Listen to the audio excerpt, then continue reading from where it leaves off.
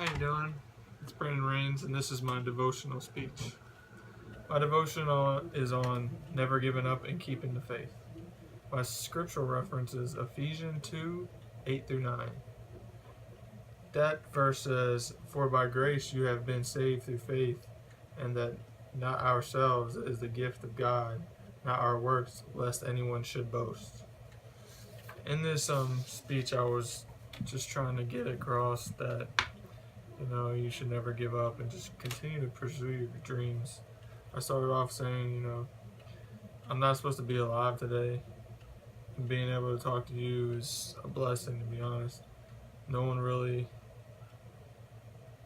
understood how I survived death and how many times I survived. It was numerous times. I'm not here without my Lord and Savior Jesus Christ. I have a lot of people I know a lot of people and pastors that truly say this, but I've truly lived it. I've had plenty of days that I wanted to throw in the towel, just as most of you I'm speaking to, just give up. But I could never give up because of Lord Jesus Christ and the love that He has for me. To start off things, I would just want to tell you some of the stuff that I've been through in my life and was able to survive and just continue to fight.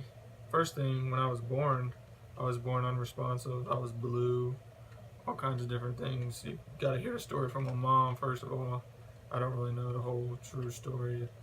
All I know is it drove her crazy, and it wasn't born alive, really. And that's a blessing to even be here now. Second thing was when I was when I was going into my senior season of basketball in high school. I was diagnosed with an enlarged heart and wasn't able to play basketball ever again.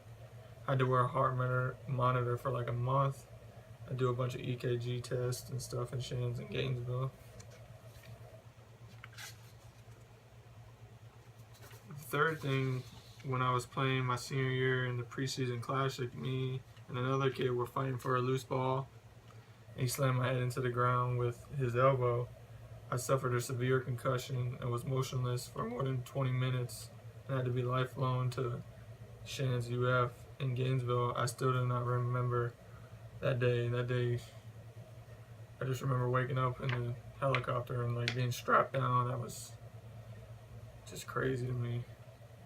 The fourth thing, like a month before graduation in high school, I was driving my brother and his friend around. It was late at night. He wanted to meet up with some girl. I knew it was a bad idea from the get-go.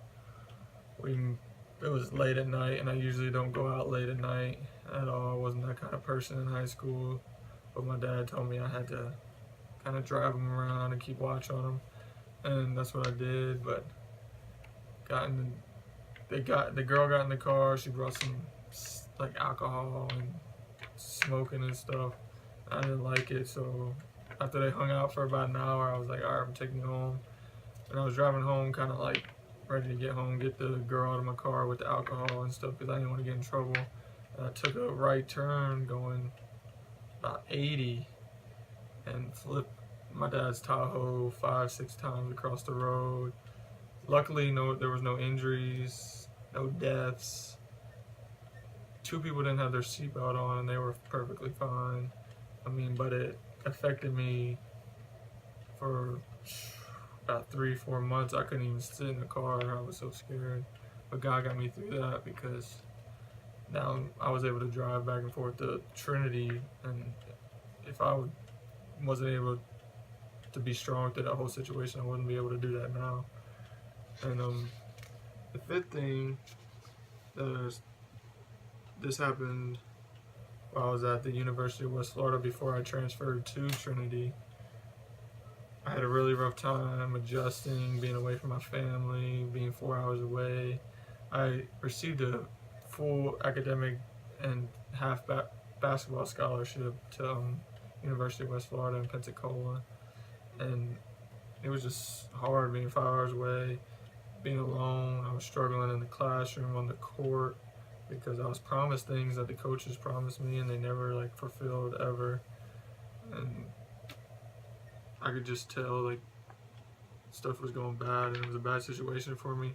I I came home for Christmas my freshman or sophomore year, um, and I could tell like my mom and dad were having troubles, like they were fighting, and I could just tell like the household was pretty bad, and you know, like during Christmas time you're supposed to be joyful and have a great time. It wasn't like that at all. It was rough, but after I got back, I came back early because we had practices and basketball players had to be back early, like 5 or 6 days before the regular students. And we had one of the morning practices because we had 2 days because we had the whole gym. We didn't have nothing to worry about. I got into it with one of my coaches, the head coach, and I had a bad attitude back then. I'm not gonna lie. He told me to run for something I didn't do, and I just, threw my jersey down. Said I wasn't gonna run. He said, "Take your jersey off, get to the locker room." I took my jersey off, threw it down, left the building, picked all my stuff out of the locker, and I never spoke to him since. And that was rough for me because basketball was my sanctuary. It was my safe place, and I didn't have it. But then that night, I was on Skyping with a couple of my friends, and then my sister and my brother called me, and they were like, "Mommy and Dad are getting a divorce. They're splitting up. They can't do it anymore." And they called me crying, and I lost it. I honestly broke down. I couldn't take it anymore. I didn't want to be there.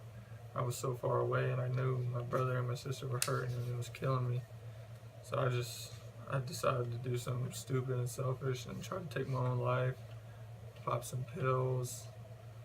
And luckily, 3 or 4 of my friends that were fraternity brothers and my teammate found me and were able to get me back to my apartment and keep me safe and tend to me. The doctor said there's literally he has no idea how I survived that, how I was able to walk away with just like a sore stomach. But it's all God, to be honest. I wouldn't be here if it wasn't for God.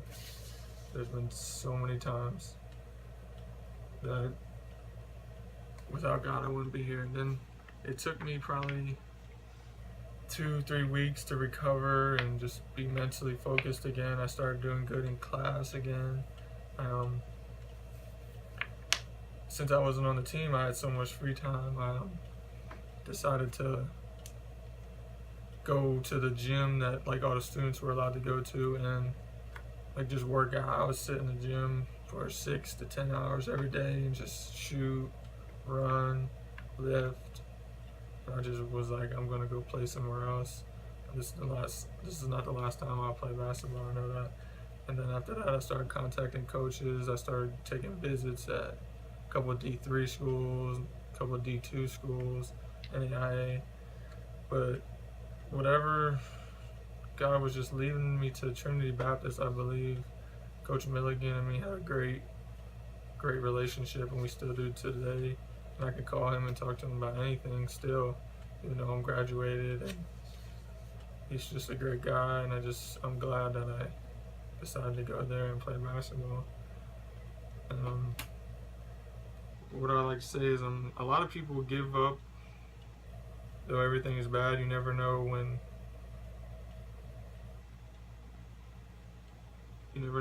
you give up the exact time God is going to give you a breakthrough.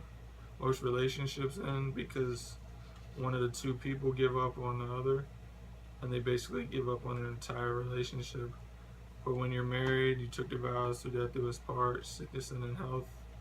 And I don't think couples take that vow seriously anymore. Also, giving up on your goals because it takes hard work isn't something you should do. Just look at what I've been through and the odds I have faced and how I've never quit and just kept my faith in God. All it takes is to have God on your side and to walk with God, and your life will be complete, to be honest. I mean, Noah was a righteous man, blameless in his generation. Noah walked with God. Genesis 6:9. Proverbs 4:18. But the path of the just is as the shining light, that shineth more and more unto the perfect day.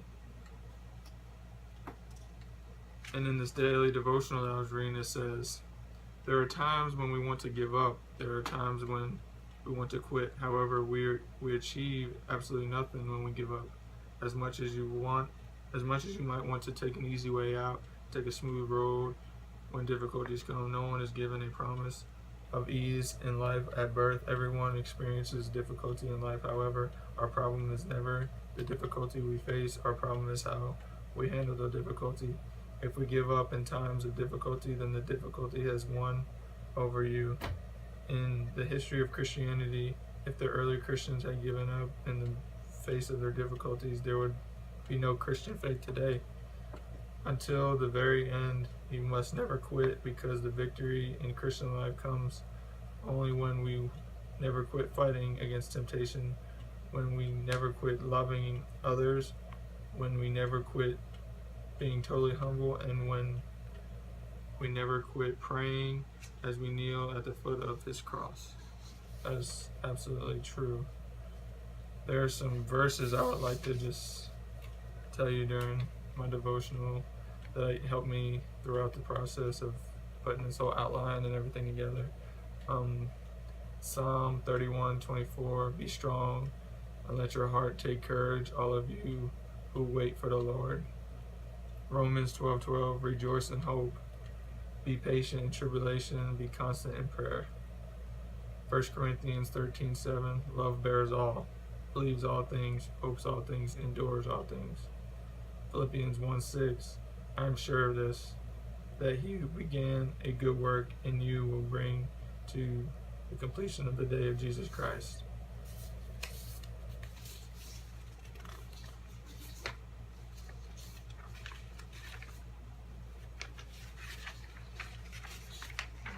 And I have a conclusion coming.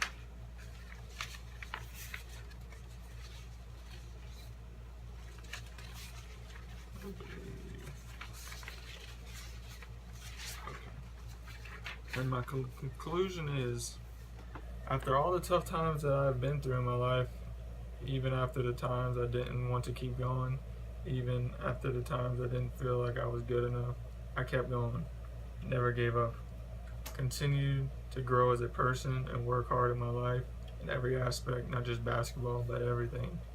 I wanted to be not only the best basketball player I could be, but also the best student and the best person I could be.